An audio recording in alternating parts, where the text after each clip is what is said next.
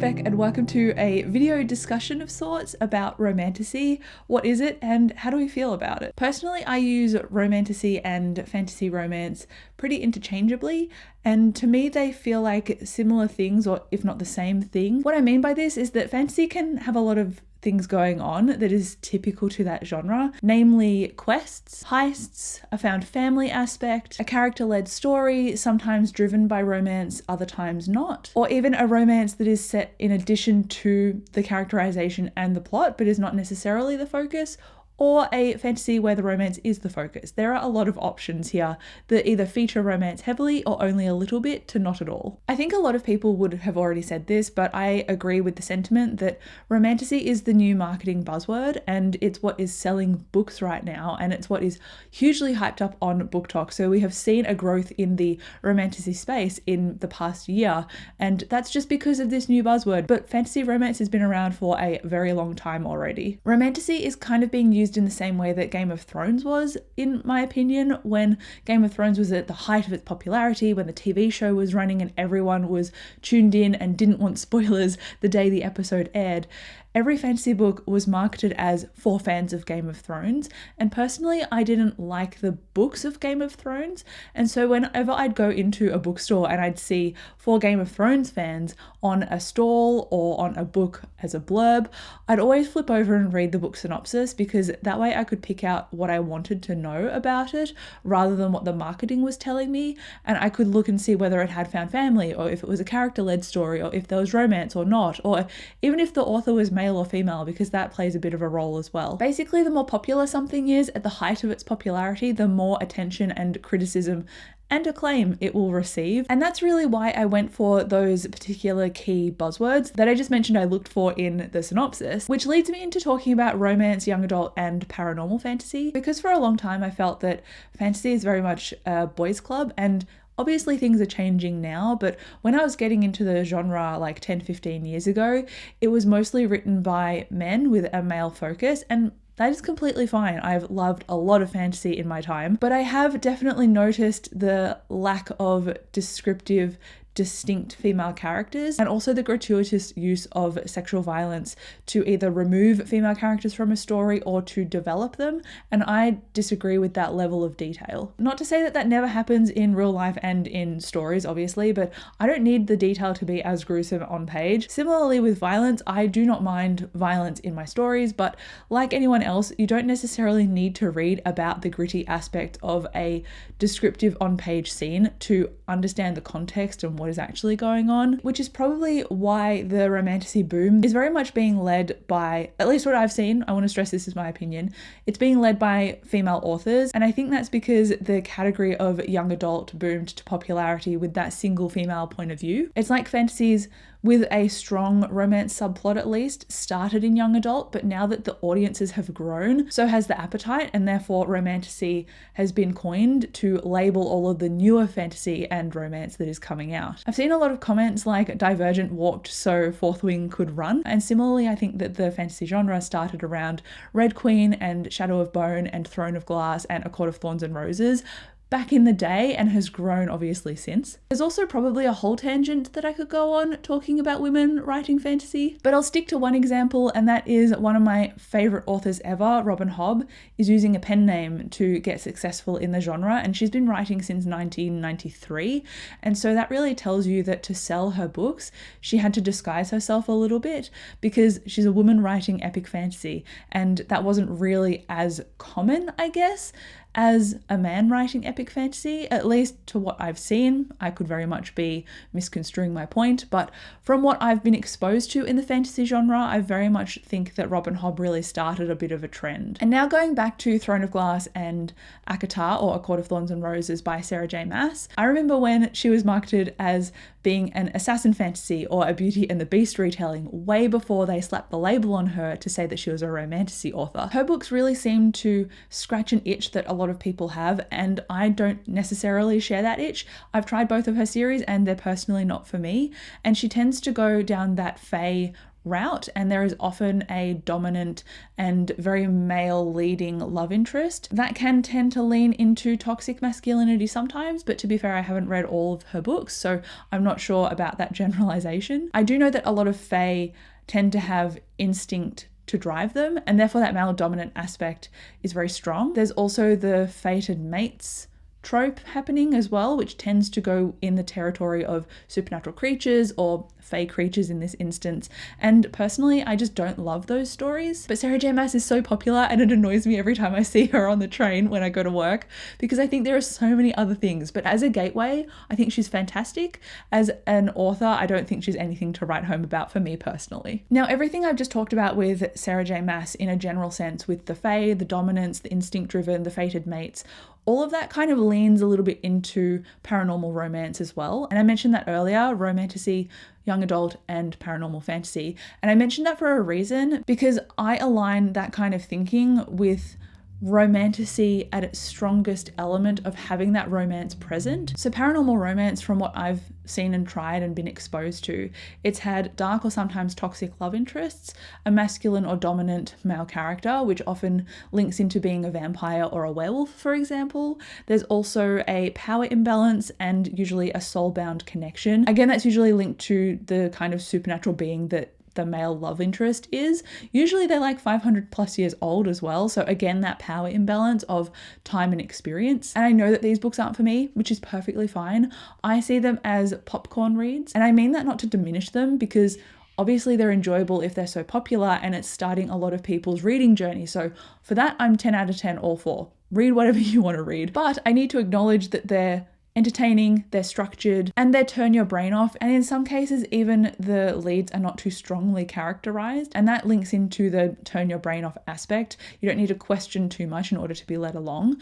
That can link into being a bad romantasy though. So it's a very thin line to walk, because if you get that wrong, it goes from being a popcorn read into a junk food read. And bad romantasy can be pandering, it can be wish fulfillment, lacking in world building and distinct characterization, just lacking in a lot of plot and pace as well, and also just relying on an overuse of smut depending on the spice scale of whether that's included or not. And while I love a spicy scene or two, I also prefer to have deep characterization in a character-led story with good world building, and I'm sure that a part of us all want that as well. I also really struggle to turn my brain off and just go with it. So those popcorn books are just not my thing. I need some critical thinking. I can't just go with it. I ask for the reasoning very often. And so if I can't see that happening, and if the main character is just letting the plot happen to them rather than doing actions that cause things to happen, then I'm more than likely to put the book down. More and more, I'm beginning to think that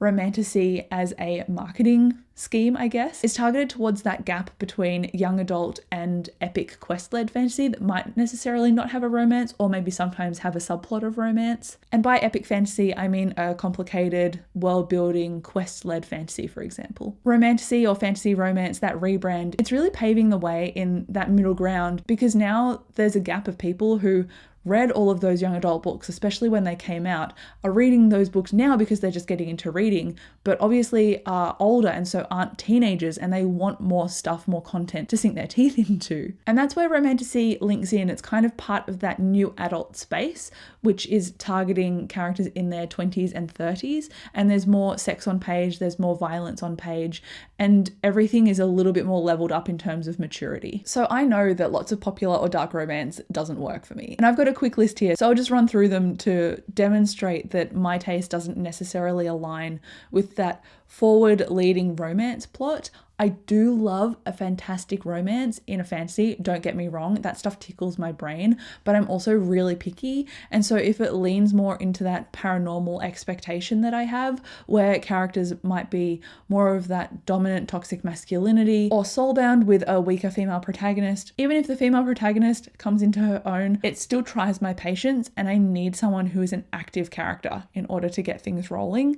And so these are some of the books that I tried and they sucked. Blood of Hercules, A Fate Inked in Blood, Powerless, don't even get me started on how terrible that was of a ripoff between The Hunger Games and Red Queen, Bloodguard, and then also When the Moon Hatched, which I just could not finish because I got so mad at it. In terms of a book that had generic, like, weaker characters was The Serpent and the Wings of Night. So that wasn't necessarily a terrible book. It was just not holding my focus. So again, the writing wasn't very strong, or not strong enough for me to get on board with it. But I can understand why it was super digestible and very popular, because again, it was easy to read. Some fantasy romance that I've actually liked though have been Fourth Wing, because Violet actually had a brain. She thought things through, and based on her own logic, reading different situations, that's how she would make decisions. And I really appreciated that about her character. There was also a driving plot in this that didn't necessarily just hinge on the romance, although the romance was a very strong subplot, so I liked seeing those two things in tandem. Another favourite of mine that I wouldn't necessarily call romantasy, but I would call fantasy romance, because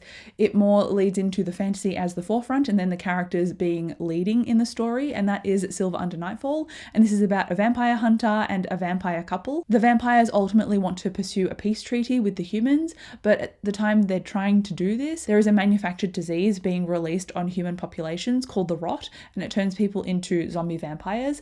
At the same time this is happening and the politics of the situation need to be resolved by the vampire hunter Remy and the two noble court vampires, there is a romance between all three of them, and it's from a place of genuineness and non-toxic masculinity. There is a lot of communication and respect in here, and that is not often what I would see in a vampire book especially. If it was a paranormal romance, we'd get the noble court vampire being the strong dominant one and telling everyone what needed to be done, whereas in this book there is a sense of him being a bit removed and angsty because he has had that time and experience of living in the world for hundreds of years, but he also takes other people into consideration and actually has communications with them.